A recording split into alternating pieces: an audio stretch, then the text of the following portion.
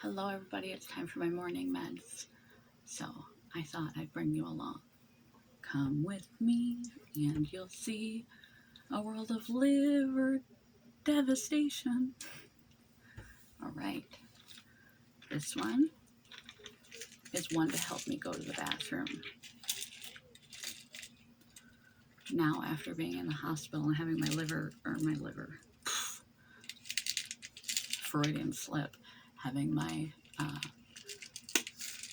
artery entrance explode due to constipation, I have to not have this problem by the time I have my hysterectomy, so they put me on a heavy load of these things. Now I take them twice a day, morning and night.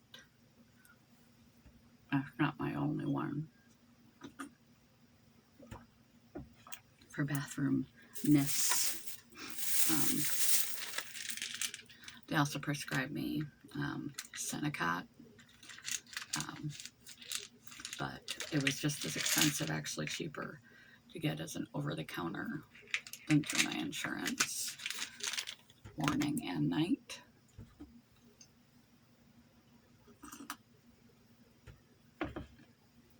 And we'll finish this all off with a nice glass of Miralax, morning and night. What do we have next in the bag?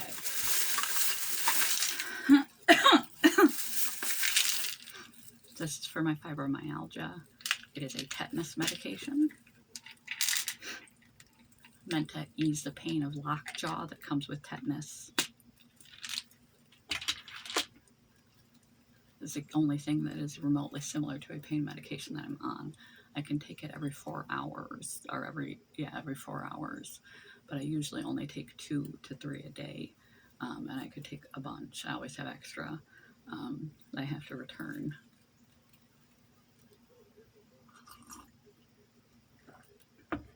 That is for central sensitization and fibromyalgia. You see, I might as well get the next one for central sensitization and fibromyalgia. There it is.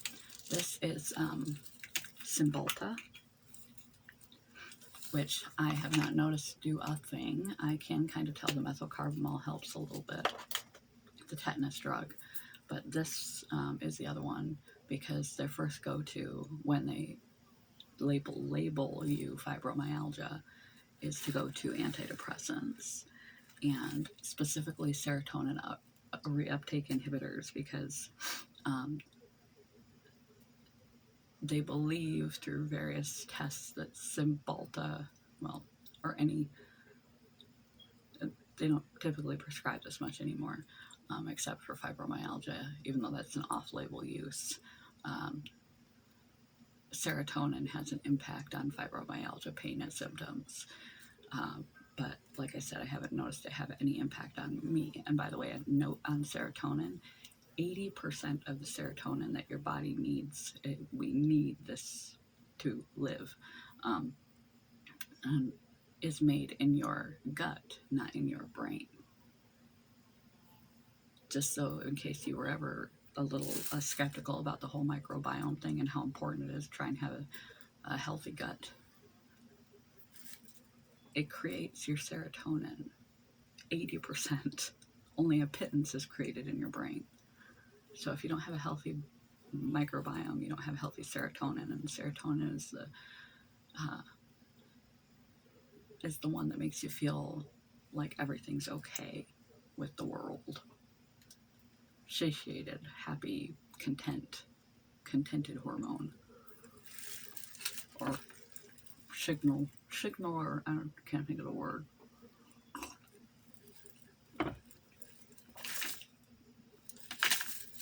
Okay, and then we have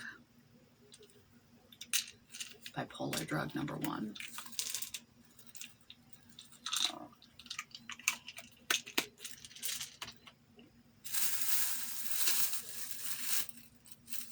And I just show you.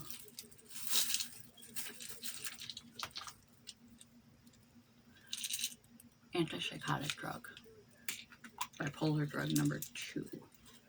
I'm on 3, but I don't take the other one until before bed because it makes you drowsy.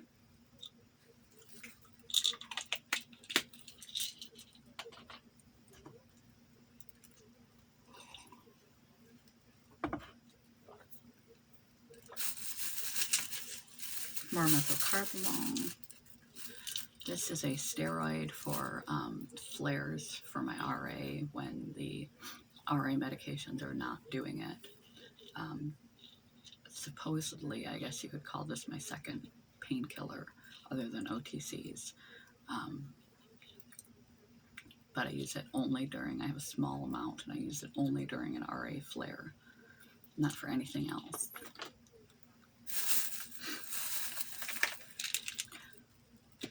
RA medication, antivirals, because I got RA from and ME/CFS from a virus. It is a post-viral syndrome for me. Can I dump this in the toilet? Hee hee hee, now you know what room I'm in. It's the best place when you're have an energy deficit disorder to start the day. Right in the bathroom, on a chair, because you can brush your teeth, you can do everything you need to do without having to move very much. So yeah, that's where I am. Post-viral syndrome and the rheumatoid arthritis was triggered by Epstein-Barr and some other unknown virus. We didn't know what it was. It was right at the start of COVID. I don't know if it was COVID or not. It was right around the beginning of that is when I got really sick. I had a couple disorders before that, but I didn't get really sick like that until right around the same time COVID started. So antivirals every day to make sure that my body does not try to fight, use precious energy and resources in my immune system and my energy reserves in my mitochondria trying to fight a virus that is not there anymore. It's dead, but it stays in your system and can reactivate at any time. Epstein-Barr.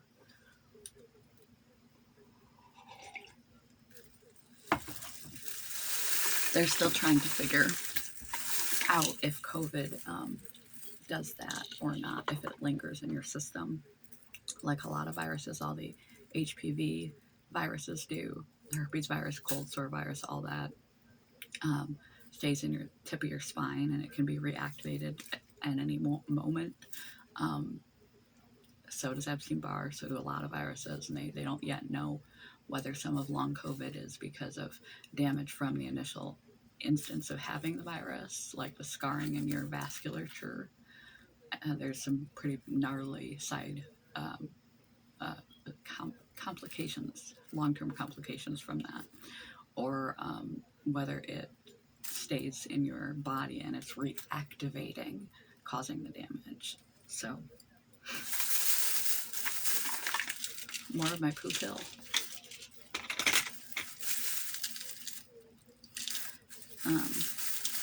Progesterol. Progesterol I was just put on when I was in the hospital, but not by my hospital, but by the oncologist, because I'm past the point when they want to do the hysterectomy. And they said if I did not get a hysterectomy done within that amount of time, which was 3 months ago, that if I couldn't get all the clearances, and I'm clearly not, I'm still going to doctor after doctor after doctor after doctor doing tests. I still have 4 more things I got to schedule. I don't know who to call to schedule them. I'm not there yet. That I would be put on heavy hormones and do repeat DNCs because the precancer, hopefully not cancer, is in my uterine lining.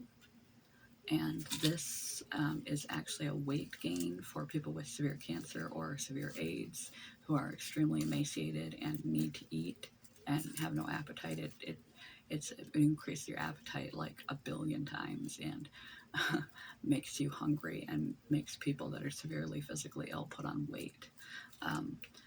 But a side effect of it is that it has the capacity to shrink and sort of stop growth of uterine lining. It doesn't really get rid of what's there, but it sort of stops the continued thickening and growing of the walls and the precancer, hopefully only precancer that's in there, until I can get my hysterectomy. So I have to take this now, and that's why I expect more chronic illness-induced weight gain. I've already put on 15 pounds from just the capacity to not do as much. I used to be very active. Over the last 3 years, I put on 15 pounds. And I'm on a weight gainer medication. If I'm lucky, maybe I can get big enough so they can also dismiss me because I'm big, because of the medications and the illness. Anyway,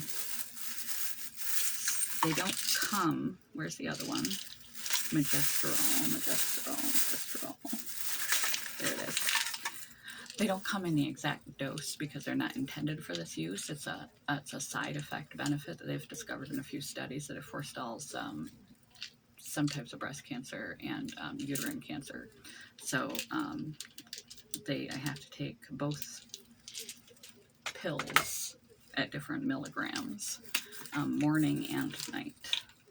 So this is another twice a day-er. They're falling. I'm getting too many on the counter.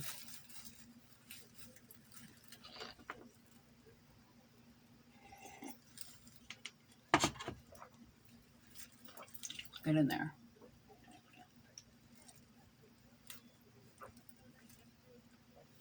Sometimes it's hard for me to swallow pills. I know a lot of people have that problem. Like a phobic response to pills as opposed to other things we swallow all the time. But I also have a throat stricture, which is a ring of scar tissue around my throat that periodically needs to be stretched. It's been about 8-9 years since they found the precancer in my colon. Took that out, and I started having colonoscopies and endoscopies. And when they did the down the throat, they found that my throat was nearly closed due to scar tissue, and so they cut away the scar tissue and stretched it. When they do my colonoscopy on the 30th, they're going to do the same thing and re-stretch my throat out, and then I won't constantly choke on something. So I always have to drink something when I eat because I'm constantly choking. So I actually am like literally afraid of some of this medication because it's too big.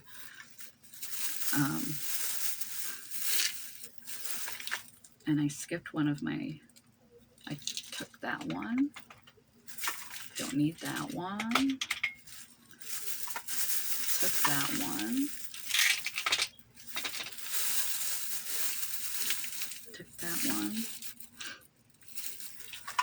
Don't need this one until later. This is my ME/CFS medication. It's the only medication I have for ME/CFS, and it's an off-label usage. It temporarily boosts my energy for like 4 hours. It did when I started it. I've been on the same dose for like 2 years now, and I want them to up the dose because it's no longer effective. It's like coffee. It doesn't do anything for me anymore, but if I do not take it, I'm asleep all day. So we'll set that one over here. I'll take it later.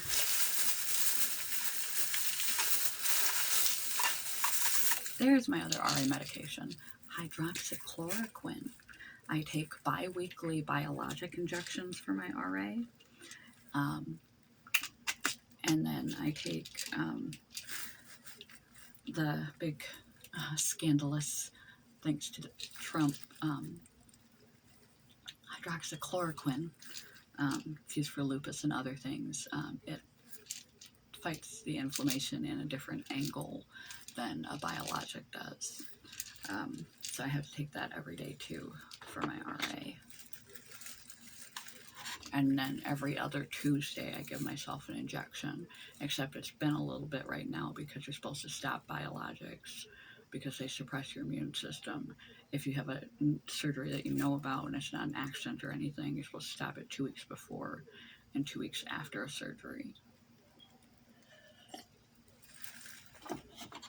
I still need to call my rheumatologist and find out if they consider upper and lower GI colonoscopy, endoscopy as surgery, because that will determine whether or not I take it at all this month. And I can definitely feel the lack of my RA biologic not being in my body. the inflammation level is so much more. This is my idiopathic hypersomnia medication. It is idiopathic hypersomnia is very similar to narcolepsy, and they treat it. There is no specific medication for idiopathic hypersomnia. They treat it the same they would treat narcolepsy. So this is a narcolepsy medication. I take it first thing in the morning after I get my pain under control. There's that one. I think we're getting close here, people.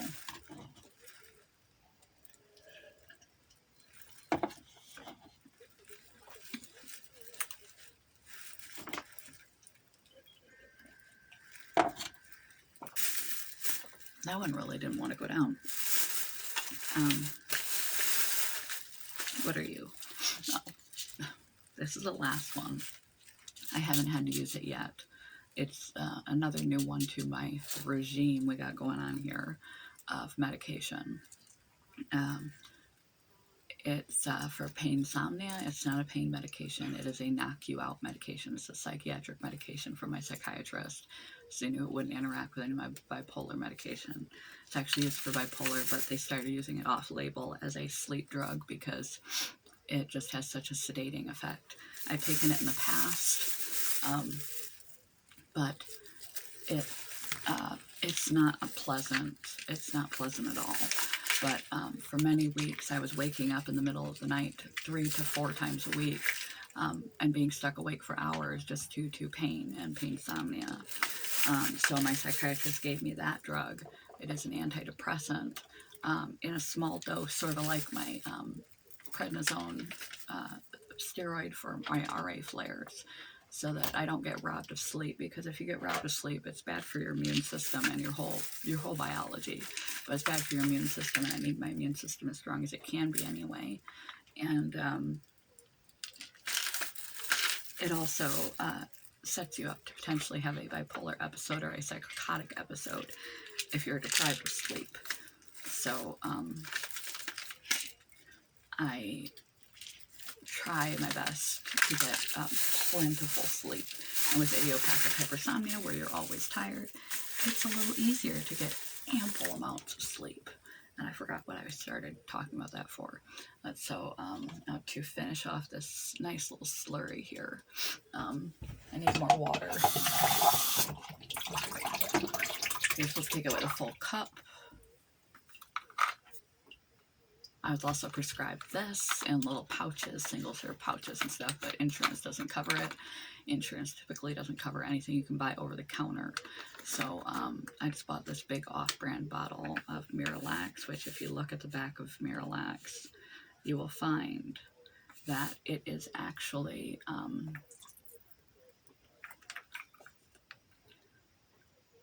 polyethylene glycol. You know what else is polyethylene glycol? Antifreeze. That is the sole ingredient in Miralax is antifreeze. And antifreeze can kill you if poisoning from antifreeze. I talked to my doctor about that. I'm like, taking it every single day, every day. I'm like, that can't be good for me. Can it build up in my organs? He's like, no, it stays within the intestine. It doesn't permeate the intestine. I feel about that. And meanwhile, my liver function is fine and good, which is, thank you Lord, because I couldn't even get treatment for the pre-cancer, eventually to be cancer if it's not already cancer, or have my lungs. So couldn't do surgery, couldn't do anything if my liver was not going out. I have hepatic encephalopathy in my brain, which is a central nervous system condition secondary usually to liver failure. When the blood is not being filtered and dirty blood is being sent back into your body, it causes a brain encephalopathy. I have that starting. Maybe it's from all the polyethylene glycol.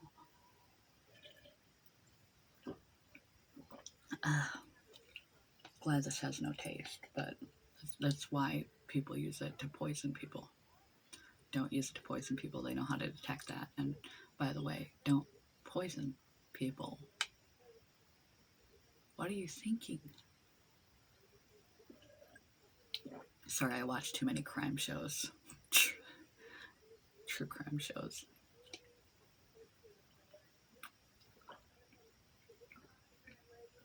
this is not a permanent solution for my being able to go to the bathroom for sure. But as long as it allows me to keep going, and I have to do that morning and night, as long as it ensures that I go to the bathroom easily enough that I don't bleed to death when I have my hysterectomy, then I have to do it at least as long as my hysterectomy and recovery. And then we'll continue to seek a more natural and healthful alternative to all the poo meds. But, oh, top it all off with a nice gummy multivitamin made of corn syrup. But hey, I deserve a treat after all that.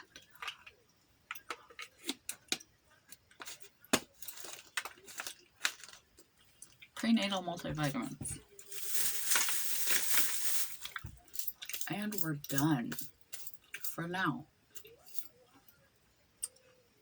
Bye, everybody.